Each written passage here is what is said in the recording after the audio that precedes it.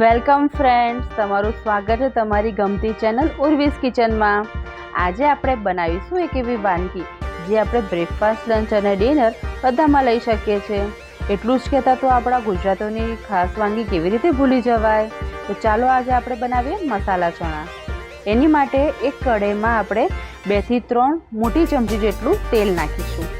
તેલ ગરમ થાય એટલે એની અંદર આપણે જીરું, એક તમાલપત્ર, 2 લાલ સૂકા મરચાં બધું જ નાખીને એને શેકાવા દઈશું।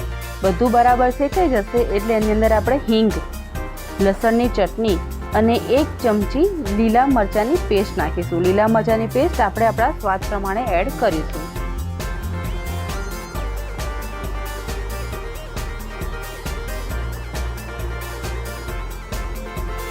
હવે આપણે એમાં 2 થી 3 મીડિયમ સાઇઝની ડુંગળીને જે ઝીણી સમારીને લીધી છે એને આપણે મિક્સ કરીશું અને મિક્સ બરાબર થઈ જાય એટલે એની અંદર આપણે મસાલા કરી દઈશું।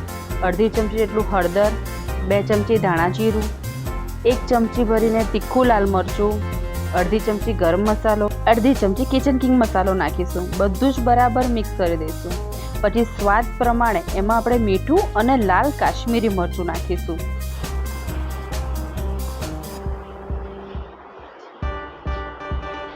હવે આપણે એમાં બાફેલા દેશી ચણા એડ કરીશું, જે બાફવા માટે મેં એને 6 કલાક પલાળી રાખ્યા હતા અને એમાં મીઠું નાખીને બાફી લીધા છે।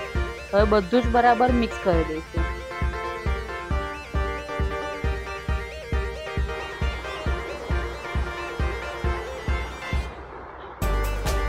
બધું જ પ્રોપરલી મિક્સ થઈ જાય એટલે એમાં આપણે 2 થી 3 દાણા જેટલા લીંબુના ફૂલ અને 1.5 ચમચી ખાંડ નાખી છે।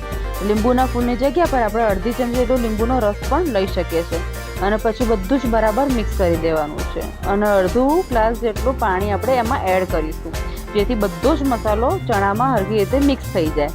અને હવે એને આપણે ઢાંકીને થવા દઈએ। એ છૂટું પડી ગયું છે એટલે આપણા મસાલા ચણા રેડી થઈ ગયા છે। હવે આપણે ધાણા નાખીને એને ગાર્નિશ કરી દઈશું। તમે પણ આવી જ રીતે ટ્રાય કરજો અને કમેન્ટ કરવાનું ભૂલતા નહીં કે રેસીપી કેવી લાગે છે। આવી જ ટેસ્ટી અને ઇઝી રેસિપીઝ જોવા માટે મારી ચેનલને લાઇક, શેર અને સબસ્ક્રાઈબ કરવાનું ભૂલતા નહીં। By friends.